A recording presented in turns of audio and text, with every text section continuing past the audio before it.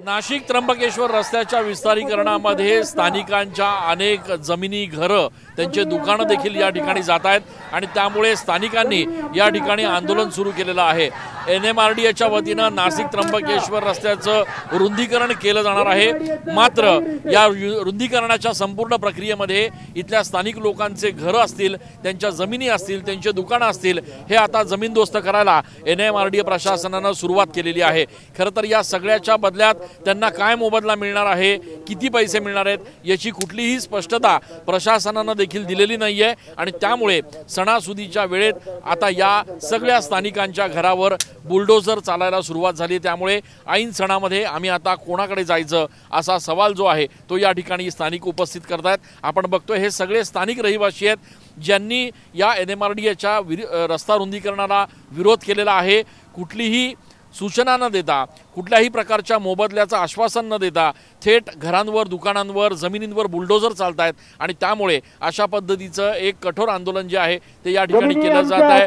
हे सगळे जे कार्यकर्ते आहेत ते या ठिकाणी पीडित आहेत आणि त्यांनी आंदोलन सुरू केलेलं आहे। नेमकी मागणी काय आहे, कशा पद्धतीची भूमिका असणार आहे, काय सांगाल? नेमकं प्रशासनाचं काय म्हणणं आहे? प्रशासनाचं म्हणणं, त्याच्यापेक्षा शेतकऱ्यांचं काय म्हणणं आहे? आमचं म्हणणं असं आहे का 7 दिवसांची नोटीस दिली आम्हाला NMRDAने 7 दिवसाची नोटीस देत असताना आमचं म्हणणं इतकंच आहे का तुम्हाला रस्त्याचं रुंदीकरण करायचं आहे, त्याच्याबद्दल आमचं दुमत नाही अजिबात। रस्ता तुम्हाला जितका वाढवायचा आहे तितका रस्ता तुम्ही वाढवा, त्याच्याबद्दल काहीच दुमत नाही। परंतु आता जर रस्त्याच्या सेंटरपासून जर 50 मीटरपर्यंत जागा हवी असेल तर ती कशासाठी हवी आहे ते आम्हाला समजलं नाही आजपर्यंत। दुसरी गोष्ट अशी आहे का त्या जमिनी तुम्ही भूसंपादित करत नाही आहे, या जागा फुकट पाहिजेत, हे कशासाठी पाहिजे, हे कोणाच्या घशात घालायचे आहे? कुठलीही स्पष्टता या ठिकाणी नाही आहे। आपण बघतोय की या ठिकाणी स्थानिक इथले जे पदाधिकारी आहेत, वेगवेगळ्या राजकीय पक्षांचे नेते जे आहेत ते देखील या आंदोलनात सहभागी झालेले आहेत। खरं तर पक्षविरोहित अशा पद्धतीचं हे सगळं आंदोलन सध्या सुरू असल्याचं बघायला मिळत आहे। अण्णा, स्थानिकांचं असं म्हणणं आहे की कुठल्याही प्रकारचं आश्वासन मोबदल्याचं नाही आहे, नेमकं जमीन कशासाठी घेत आहेत ते देखील स्पष्ट नाही आहे। मग अशा पद्धतीनं सणासुदीला या लोकांच्या घरांवर बुलडोझर का? खरं तर आज या सगळ्या बाधित शेतकऱ्यांवरती आपण म्हणतो दिवाळी हा हिंदू धर्माचा सर्वात मोठा सण आहे, परंतु आमच्या सर्वांसाठी ही काळी दिवाळी म्हणून आम्ही या ठिकाणी आज बघतोय।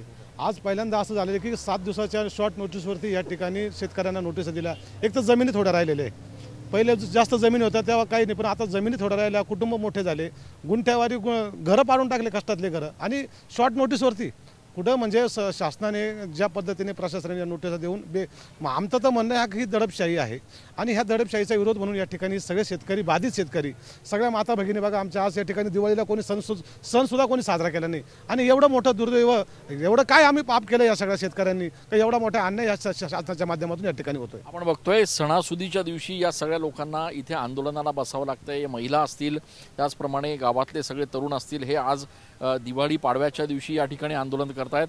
खरं तर जमिनींवर बुलडोझर चालतायत, घरांवर बुलडोझर फिरवले जात आहेत, मोबदला किती मिळणार याची कुठलीही स्पष्टता नाही आहे आणि त्यासोबतच प्रशासनाच्या वतीनं यांच्याशी चर्चा देखील केली जात नाही। त्यामुळे आता या संदर्भात हे आंदोलन आणखी तीव्र करण्याचा इशारा या सगळ्या रहिवाशांनी दिलेला आहे। कॅमेरा पर्सन आकाश शेवलेसह मी चंदन पूजाधिकारी, TV9 मराठी।